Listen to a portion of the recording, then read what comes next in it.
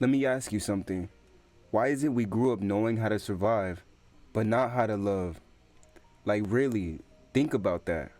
We all know how to hustle, grind, defend ourselves, read people, but when it comes to communication and expressing emotions or being vulnerable, it's like our brain just freezes and then we act like we don't care. You ever had somebody ask you what's wrong? You'll instantly hit them with, oh, nothing, knowing something is actually wrong. That's not personality, that's conditioning. Because a lot of us weren't taught how to process emotions. We were taught how to suppress them. You seen in this video that means God is calling on you. Let's go deeper, real deep, not surface level, real deep. To the point where it's so low that the only way it can go is up. I don't know if you need somebody to speak it into you, because I don't know, I get it. You scared to approach something, right? You are very scared to approach something, or I don't know, you having self-doubt troubles. Man, You know, a lot of us were taught to suppress our emotions and never how to process them. So most of us were raised in environments that required survival first, not healing, not emotional understanding, but survival. So that means at a young age, your brain was trained to stay alert, protect yourself, and not show weakness, and to keep going no matter what. It's your boy Young Roman, and I'm back with another video. Today I want to talk about something real with you. I want to talk about self-love. I want to talk about therapy and how it wasn't okay to get therapy growing up, at least for the people my age. And I want to talk about why it's okay to love and talk about your emotions. So being stuck in survival mode means, so instead of hearing it's okay to cry, it's okay to feel. Growing up, you heard stop crying, man up, tighten up, handle it. You want something to cry for? But here's the problem, your brain doesn't just turn that off. So now you're grown and you're in situations that require love, but your brain is still operating like it's in danger. That's why some of y'all shut down or overreact and push people away. It's not because you're a bad person, it's because your brain was trained how to survive, not connect. in order to move forward, and that is what it's all about. Lock in, you got it. I feel you, and I get it, Life is hard right now, and I understand that. But become completely obsessed with whatever you want to do, whether that's drawing, whether that's making clothes, whether that's content creation, whether that's you want to be a streamer, YouTuber, whatever it is. I believe in you. And I believe that you can heal. But once you realize this connect, you realize this is why relationships feel confusing. Somebody says, I just want reassurance. Your brain says, no, stop trying to control me. Like, no, I just wanted safety from you. Now let's talk about how therapy wasn't even normalized. Be real, growing up, therapy was not even in the conversation.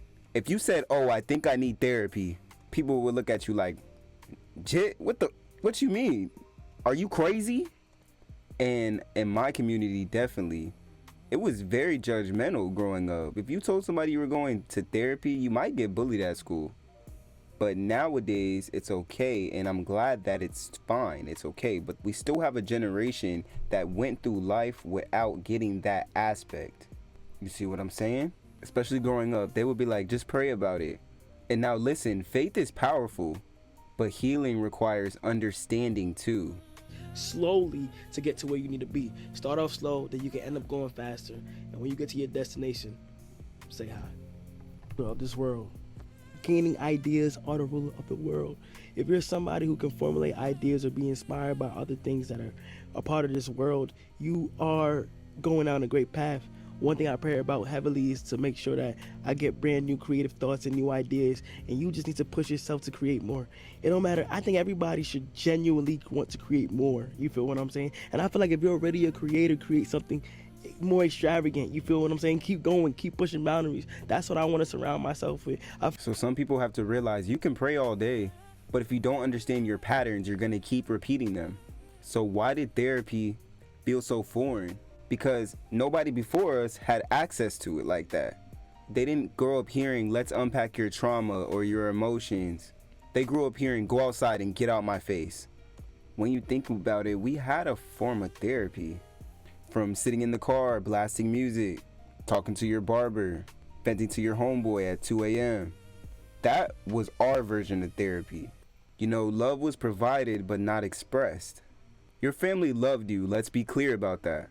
But their version of love was I provide. Love looked like food in the fridge, lights on, and clothes on your back. And that matters, that's real love.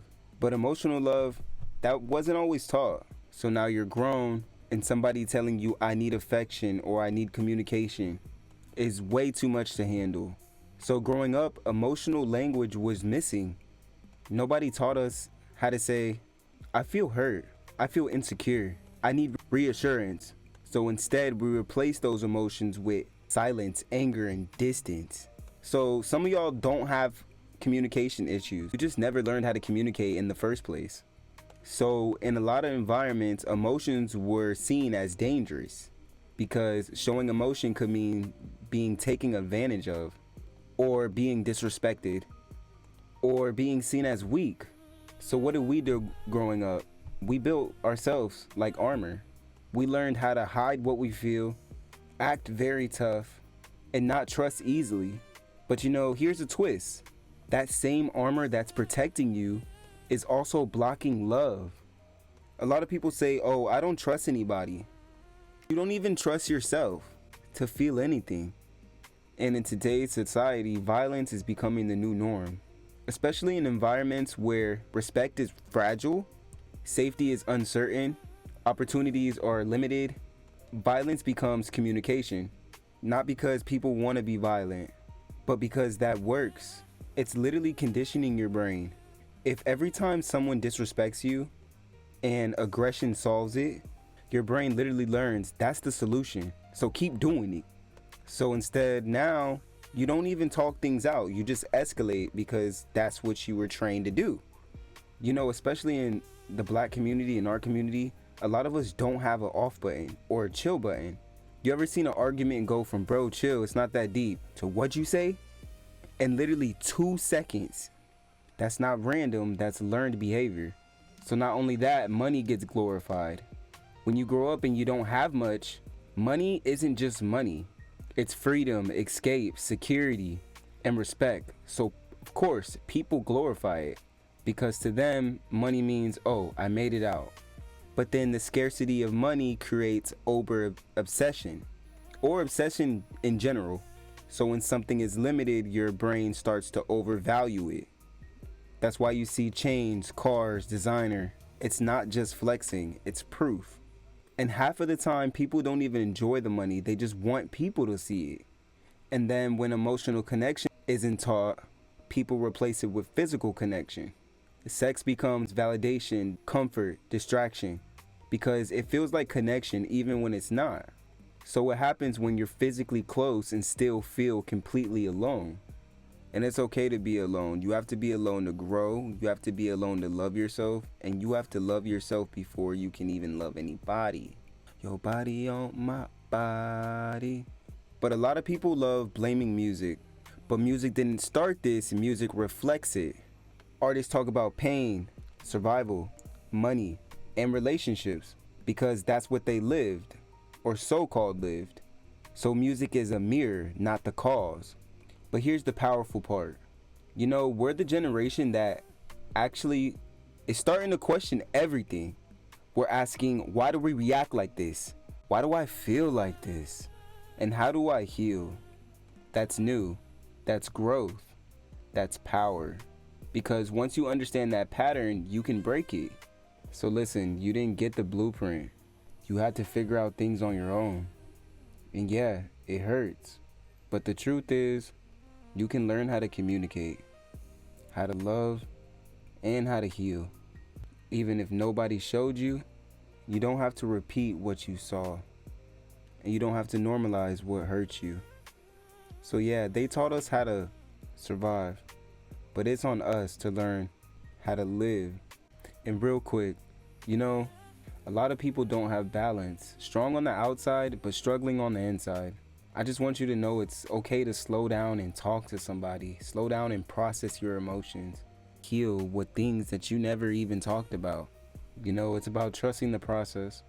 And even if you don't fully understand your emotions yet, you will. You're moving in the right direction, even if nobody's telling you that. So if you're thinking about going to therapy, or even just talking to your partner, family, friends, or just being honest to anybody about how you feel, this is your confirmation. Remember, today is about balance, and balance is not weakness, it's power. It's your boy on Rome. I hope you appreciate and love the new content. I've been trying my best to get at least 2-3 videos out a day, and just make sure you stay motivated, stay grinded. If you need to go back and listen to what I said, I always go back. Like when I'm working, I just be listening to my own videos sometimes. You gotta be your biggest fan, and I love you guys. Be safe, be blessed. I'm gonna see y'all in the next one. Peace. Brand new ways in a brand new coupe on a brand new day with some brand new racks, and I can't come stay.